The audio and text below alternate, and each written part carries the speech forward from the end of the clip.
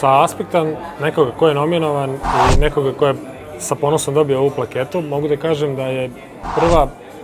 i zapravo inicijalna stvar zbog koje smo se odlučili da učestvujemo na IT Awards nagrađivanju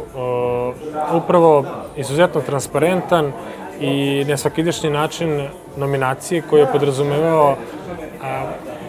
isključivo komunikaciju sa internet forumom i fantastičnom aplikacijom, gde se praktično kompletan sistem ocenjivanja sveo na evaluaciju našeg proizvoda koji smo nominovali i što bi naš narod rekao, ni po babu, ni po stričevima, sudije i žiri je bio u prilici da se upozna sa konkretnim proizvodom koji je nominovan bez ikakvog zalaženja u domen bilo kakve vrste